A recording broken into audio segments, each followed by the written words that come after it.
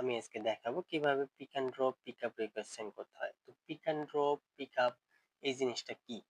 Pick and ড্রপটা হচ্ছে আপনার যে রেগুলার পিকআপ অ্যাড্রেস আছে, এই অ্যাড্রেস ছাড়াও আপনি অন্য কোনো অ্যাড্রেস থেকে পার্সেল পিকআপ করিয়ে আপনার কাস্টমারকে ডেলিভারি করাতে পারবেন। মনে করেন আপনার পিকআপ অ্যাড্রেসটা হচ্ছে, আপনি রেগুলার পিকআপ দেন দিনাজপুর থেকে, আপনি চাচ্ছেন রংপুর থেকে একটা পার্সেল পিকআপ করে আপনার কাস্টমারের কাছে পাঠাতে। এটাকে বলা হয় পিক অ্যান্ড ড্রপ। এটা শুধু রংপুর না, আপনি যেকোনো জেলা এবং আপনার যে আম দিনাজপুর জেলা আছে, এই জেলার যেকোনো জায়গা থেকে পিকআপ করিয়ে পার্সেল ডেলিভারি করাতে পারবেন।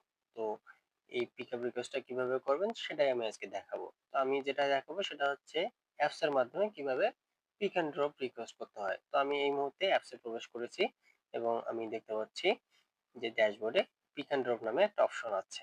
তো এই পিক অ্যান্ড ড্রপ অপশনটাতে আমাকে ক্লিক করতে হবে। তো ক্লিক করার পর আমরা দেখতে পাচ্ছি বেশ কিছু অ্যাড্রেস এখানে সেভ হয়ে আছে।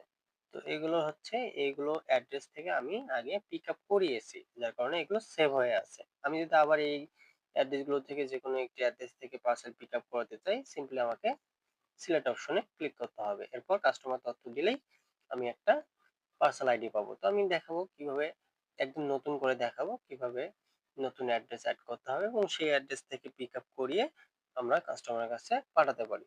তো এর জন্য আমরা নিচে দেখতে পাচ্ছি প্লাস নামে একটা অপশন আছে। ঠিক আছে? তো এই প্লাস অপশনে আমাদেরকে ক্লিক করতে হবে। এরপর এখানে যার কাছ থেকে পিক আপ করাবো তার নাম দিব, তারপর তার অ্যাড্রেস দিব, তার ফোন নাম্বার দিব এবং তার আ জেলা এবং থানাটা দিব। তো আমি এখানে দিয়ে দেই। এখানে আমি একটা আ তার নাম লিখবো। যার কাছ থেকে আমি পিক আপ করাবো তার নাম লিখবো। আ এখানে দেই ফাতেমা, নামটা ভুলে গেছি সম্ভবত। ফাতেমা দিলাম। অ্যাড্রেস দেই রংপুর সদর এবং এখানে একটা নাম্বার দিলাম 01722564900। এখানে একটা এমনি জাস্ট নাম্বার দিলাম। এটা দেখানোর জন্য। ঠিক আছে? তো এখানে আমি এখন জেলা সিলেক্ট করব। ঠিক আছে? জেলা রংপুর এবং থানা রংপুর সদর দিলাম। জাস্ট এটা দেখানো। এরপর আমাদেরকে সাবমিট অপশনে ক্লিক করতে হবে। ঠিক আছে? তো আমি এখানে সাবমিট অপশনে ক্লিক করব। সাবমিট অপশনে ক্লিক করলেই অ্যাড্রেসটা আমাদের সেভ হয়ে যাবে।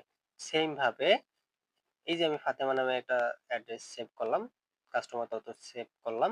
কাস্টমার না, যে অ্যাড্রেস থেকে আমি পিক আপ করাবো সেই তথ্যটি এখানে সেভ করলাম। সেম ভাবে এই তথ্যগুলো আমি সেভ করছি। ঠিক আছে? তো এখন আমি এই অ্যাড্রেসটা থেকে পিক আপ করাবো, পার্সেল পিক আপ করাবো। এর জন্য আমাকে সিলেক্ট অপশনে ক্লিক করতে হবে। তো আমি এখন সিলেক্ট অপশনে ক্লিক করলাম।